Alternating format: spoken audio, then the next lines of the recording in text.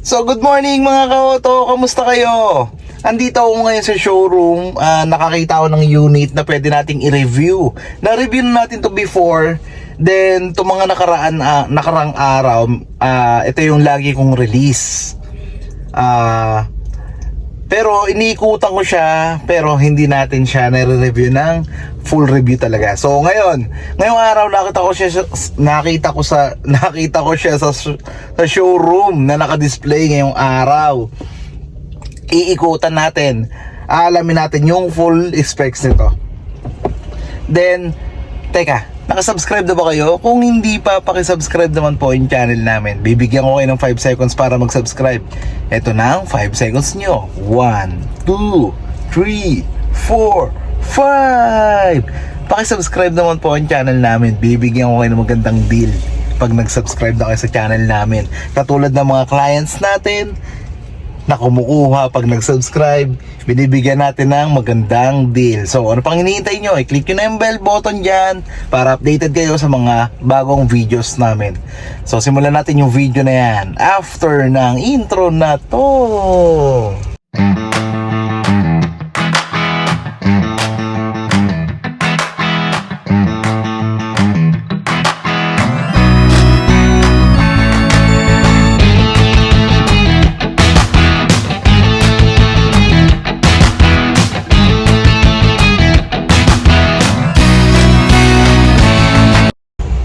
So ayun na nga mga ka-auto, yung i-review natin ngayong araw ay Stargazer X. Nakita ko dito sa showroom, kulay silver. So sa mga naghahanap ng X dyan, saktong-sakto, naka-promo dito sa amin.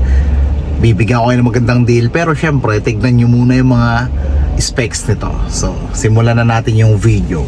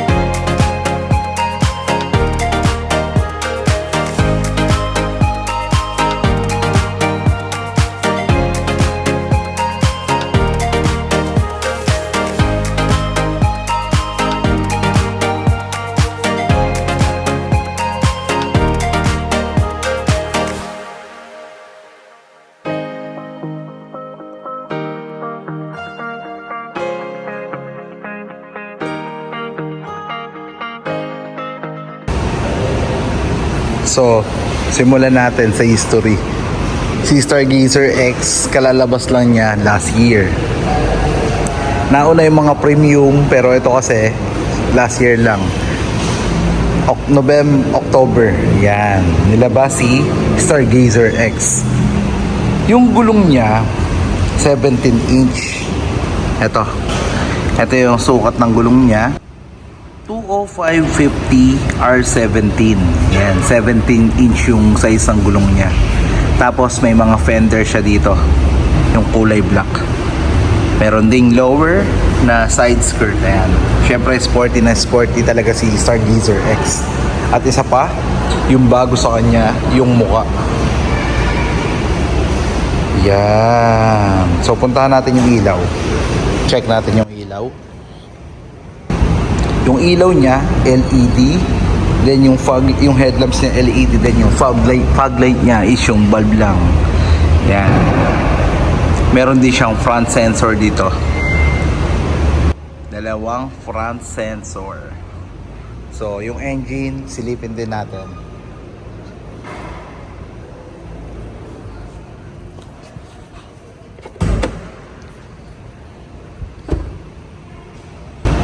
So, ito na ang makina na 1.5 Smart Stream IVT yung makina niya.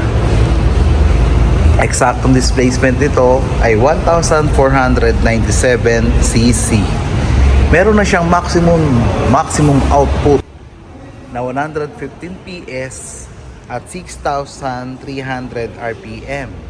Meron na rin siyang maximum torque na 144 Newton meter at 4,500 RPM. So, napakalakas at napakatipid ng Stargazer. Napakatahimik ng makina nito. Sa mga, yun nga, sa mga release ko na dinideliver ko, pag in-start ko yung engine, wala akong halos marinig. Sobrang tahimik. So, napakaganda talaga ng makina niya. Sa tipid, sobrang tipid nito. Marami na rin nagsabing clients ko na matipid nga daw talaga ang Stargazer natin. So, puntahan naman natin yung side profile ng Stargazer X. So, pasukin natin yung loob ng Stargazer X. Yan. So, dito mga ka-auto, grabe. Nandito ako sa upuan ng Stargazer. Yung legroom niya isang dangkal. Huwag nyo na lang pansinin yung sapatos ko, madumi. Kaya, hindi ko na nasuot yung brown, yung isang shoes. Pero, ito medyo madumi. Pero yun nga, huwag nyo na pansinin. Ang legroom niya ay isang dangkal, oh. Grabe. Grabe, oh. Ayan, oh, kitang-kita nyo yung isang dangkal. Grabe luwag niyan mga ka-auto. Hindi ko pa ina-adjust yung upuan. Tingnan naman natin yung room height niya. So, in 1, 2, 3, 4, 5. So, ganito naman yung room height ng Stargazer X natin. Diba? Napakaganda, napaka-luwag, napaka-convenient dito para sa mga pasahero natin. At may grip assist pa tayo dito sa upuan ng Stargazer X natin. Punta naman tayo sa likod at alamin natin yung mga amenities nito. So, wait lang. So yun mga ka-auto, andito ako sa passenger side, sa likod. Yan, ito. Tingnan natin yung mga amenities na pwede nyo makuha. Ayan, pwede nyo maging armrest. Ayan. Tapos, kung tatlo naman kayo, itutupay nyo lang. Then, yung leather, yung material na ginamit dito ay leather seat material with, yan, leather seat material. Tapos, meron ditong, pag gusto nyo magtrabaho habang nagbabiyahe, pwede kayo maglagay ng laptop dito, or pwede kayo maglagay ng drinks, pwede kayo kumain dito. Maximum nito ay 3.5 kilos. Yan. So, punta tayo sa third row mga ka-auto. Ipapakita ko sa inyo yung lagi kong pinagmamalaki na sobrang luwag ng Stargazer natin. Lahat ng Stargazer natin pare-parehas na maluluwag. So, tara, samahan nyo ako. Pupunta tayo sa third row. Tignan natin kung tama yung sinasabi ko na maluwag talaga ang Stargazer natin. Lahat ng Stargazer pare-parehas ng dimension. Even from entry level to top of the line, pare-parehas lang po siya ng dimension. So, wait lang natin mga ka-auto. Papakita ko sa inyo ang third row. Puntahan natin ngayon. Ngayon din, huwag kayong lilipat. Wait lang. So, para makapunta tayo sa third row, ito. One touch button. Ito. Yan. At makakapunta na tayo sa likod ng Stargazer X. Yan. Diba mga ka-auto, nakadapa yan, diba? O, ito yung leg ko. O, sige, balik natin sa normal. Mga ka-auto, sa ibang competitor natin, masikip na to. Pero ako, ginagalaw-galaw ko pa. Maluwag. Meron pang ganto. Ayan. Pero ang height ko, 5'7". Mataba ako. Yan. Papakita ko sa inyo. Yung room height kapag hindi pa ina-adjust. Ganito. Ganito. Pero, kapag in-slant natin,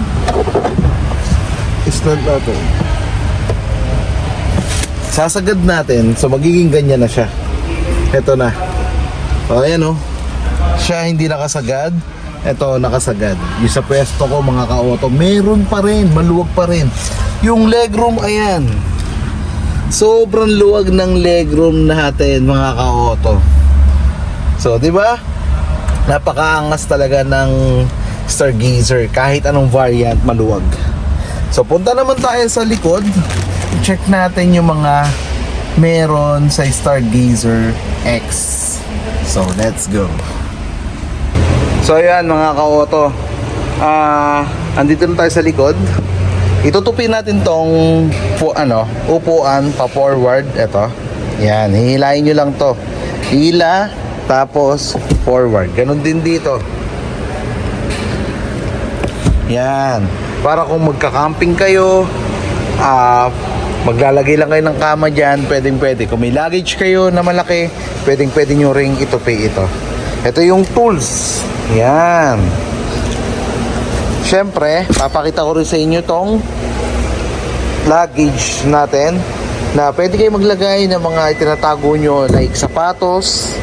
Yan. Mga toolset. Yan. Dyan nyo pwede siyang ilagay. Tapos, ang spare tire, itong spare tire natin. Yun.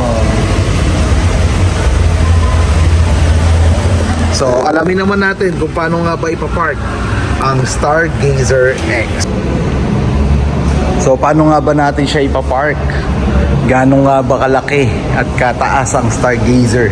Ang overall height niya ay 1,710 mm. Ang overall length niya ay 4,495 mm. Ang overall width niya ay 1,815 mm. Kaya maluwag ang upuan natin sa loob. Yun yung lamang ng Stargazer sa ibang competitor natin. Competitor niya, ang wheelbase niya is 2,780 mm. Yung ground clearance, 200 mm. So yun yung specs, dimension ng Stargazer X. Puntahan natin ang paborito ng lahat. Ang paborito ko rin, syempre, ang driver's side. So yun nga, smart entry na siya. Ilagay mo lang yung thumb mo dito at may susi ka sa katawan, magbubukas ang Stargazer X natin.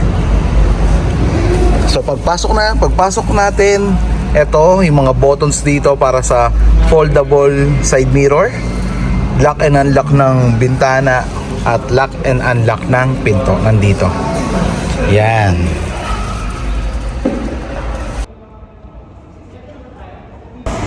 So yun nga mga ka-auto, nandito na tayo sa driver side. Ipapakita ko sa inyo kung paano i-adjust yung manibela ng Stargazer X natin. Tilt up and down siya. Ayan. Tapos telescopic na rin siya. Yun. So para magawa nyo yun, kailangan nyo lang itanggal yung lock dito sa ilalim ng manibela.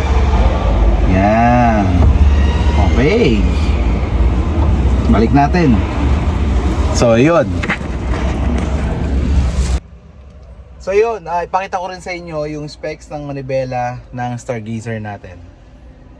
So ito yung specs ng manibela ng Stargazer natin. Ito yung kaliwa, tandaan nyo mga ka-auto, yung kaliwa para sa infotainment. Then yung kanan naman ay para sa instrument cluster natin. Ang malalaman nyo sa instrument cluster, lahat ng pwede nyo malaman sa sasakyan, mamaya papakita ko sa inyo. Then ito, yan, mga buttons natin. Ito para sa infotainment, may volume, may button din dito para sa pagsagot ng tawag sa telepono or pag-drop ng call. Yon. Ito yung ilaw, yan. Yan. Then yun nga, yung infotainment natin, kung dati sa premium na luma ay kulay gray, dito ay kulay black na. So yan, touchscreen siya with Apple CarPlay at Android Auto na wireless. May mga physical tayo dito na buttons para kung sakaling ayaw mong i-touchscreen, meron tayong physical dito. Meron tayong physical button dito na pwedeng pindutin para sa mas convenient para sa iyo. Yan. Sa aircon natin, ito. Then meron tayo ditong tatlong klase ng charger. Car charger, USB at wireless charger, mga ka-auto. Iilaw to. Sa wireless charger, ilalagay nyo na yung phone nyo dito at iilaw na yan. Ito naman ang electronic parking brake natin with auto hold. Yan, mga ka-auto. With auto hold, gagana siya. Ito yung safety features to ng Hyundai Stargazer natin. Na ang function niya, 'di ba may mga kapag nagda-drive tayo tapos tumigil tayo, naka-automatic tayo, nakalagay sa drive yung cambio natin at stoplight. Kung tatakbo na kayo, kahit hindi stoplight, kung may tumigil lang kayo or may bibilin lang kayo, kung tatakbo na kayo, pag nilagay nyo sa drive, aandar na, di ba? Tama? Sa ibang automatic natin. Ito iba, yung parking, yung auto hold, hanggat, di ba, nakatigil tayo, kahit nakadrive siya, hindi siya tatakbo. Kapag nilagyan mo lang siya ng silinyador or yung gasolina, saka pa lang siya tatakbo. Yun yung function ng auto hold. Yan. Nagaya ng water bottle. Ayan, kasyang-kasya. Kitang-kita nyo naman yung water bottle natin. At syempre, yung sticker natin, Team Angeles. Yan, vlog. Kung gusto nyo ng sticker, mga ka-auto, pwede. Padala ko sa inyo. So, ayun. Tapos na tayo dito. Ayan. Ito yung glow box natin. Yan. Ito, taguan. Secret ng mga IDs natin. Yan. So, yan. Pwede nyong itago yan. Yan. Ito yung room lamp natin. Yan. Vanity mirror. Sun visor na may vanity mirror sa passenger. Sa driver ay wala. Ayun. So, yun. So mga ka-auto, tapos na tayo sa interior, exterior, infotainment, seating capacity to 7-seater to 8-seater kasi nga maluwag.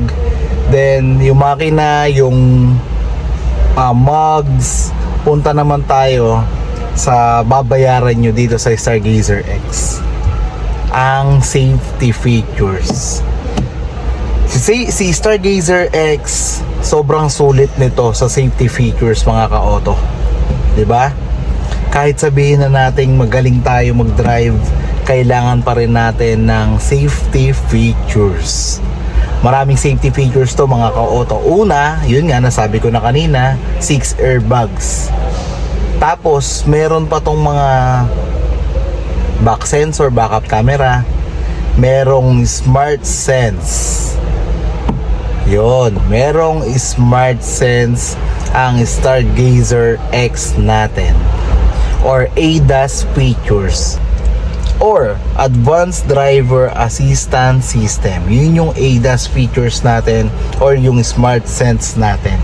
Ang dami nito, mga ka-auto, kasi andito yung Front Collision Assist, FCA, or ang ibig sabihin ng FCA, yung front collision. Halimbawa, na-testing ko kasi, so i-explain ko na rin. Traffic, nakatutok ka, kusa kanyang ihihinto ng Stargazer X.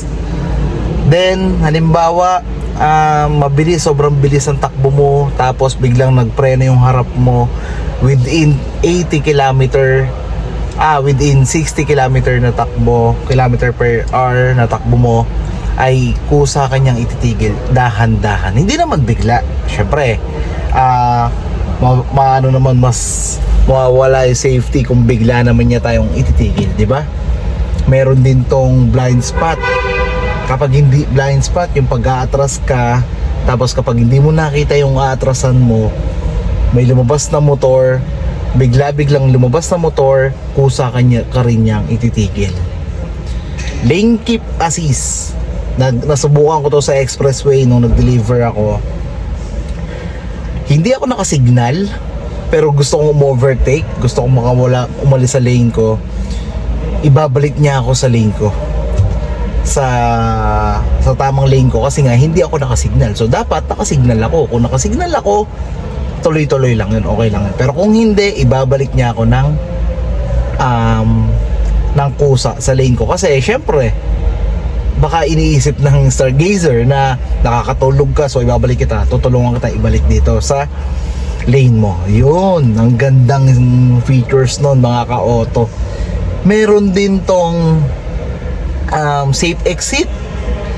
Pag titigil ka, may magbababa ka ng pasahero, may biglang dumating na motor, may padating, masasense niya yun.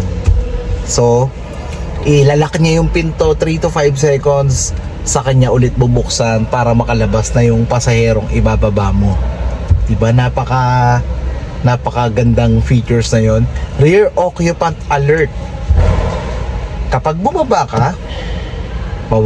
na kayo ng pamilya mo at hindi mo alam yung anak mo natutulog, naiwan nyo, may masasend si Stargazer na gumagalaw, tutunog ang sasakyan, mag-warn. Syempre, babalik ka, bakit ba ito mag-alarm to? Sisilipin mo, yung anak mo pala natutulog nandun. So, yun yung features ng rear occupant alert. Ang dami, di ba? Ang daming safety features ng Stargazer X na to. Saka si premium parehas na mayroong ADAS features. Si Stargazer X at Stargazer Premium natin may ADAS features na. So, yun lang yung mga specs na meron at marami pang iba i-discuss natin sa mga susunod na vlog natin. Kasi, yun nga, may padating akong kliyente, so i-entertain ko siya. Yun lang yung mga mahalaga, yung FCA, Front Collision Assist, Lane Keep Assist, then yung blind spot, yung rear occupant, yung safe exit. Tapos meron pa yung DAW, Driver Assistance Warning. Marami to, 11 yun eh. 6 pa lang yung nasasabi ko. Yung DAW, Driver Assistance Warning, kapag ginaanto ka na, madalas ka nang na-overtaken sa ano mo, sa lane mo, marami nang mo overtake, may lalabas na coffee button or mug sa dashboard mo, sa instrument cluster mo na coffee break, ibig sabihin kailangan mong na mag-rest, inaanto ka na, yun. So marami pang safety features tong Stargazer X natin. At sulit na sulit mga ka-auto, ang presyo niya ay 1,348,000. Naka-promo kami ngayon. 38,000 lang yung down payment mo. Then yung monthly mo for 5 years, 27 lang. Approximate 28, ganun. 27 to 28. Yan, naglalaro yung monthly mo. Depende yon sa rate ng bangko na mag-a-approve sa inyo. So ayun mga ka-auto, kung nagustuhan nyo ang video na to, thank you. Sana po i-share nyo sa mga kaibigan nyo, sa mga friends nyo, para malaman nila na nagbo-vlog tayo ng ganito, nagre-review tayo ng ganito. Kung gusto nyo nang i-test drive, pwede nyo i-test drive. Kung gusto nyo ng magandang deal, pwede ko kayo bigyan ng magandang deal. So maraming salamat mga ka-auto. Konti na lang, 25,000 na ang subscribers natin.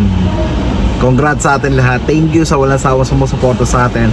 Shoutout sa mga client na naging kaibigan na, sila Sir Nigel Bergamento, sila Sir Vic Victorio, karirelease lang natin, si Ma'am Nika Fernandez, yan, si Sir John Bonsol, at marami pang iba, si Sir Joven, yan, Consuelo. Maraming pang clients tayo na naging tropa, naging kaibigan natin. So mag-ingat po kayong lahat kung saan man kayo naroon. God bless po sa ating lahat mga ka-auto. Magkwentuhan po ulit tayo. Kung may nakalimutan man akong sabihin sa inyo, i-comment nyo lang. Pag-uusapan natin, babalik-balikan natin dito sa showroom. Dito lang naman to yung Stargazer X hanggat hindi pa nabibili. Pero mabentang Stargazer X mga ka-auto. Okay? Magpapaalam na ako mga ka-auto, hanggang dito na lamang. Lagi kayo magdala ng tubig sa sobrang init ng panahon ngayon. So lagi dapat tayong umiinom ng tubig. So maraming salamat mga ka-auto. Mag-ingat po tayong lahat. God bless po sa ating lahat. Bye!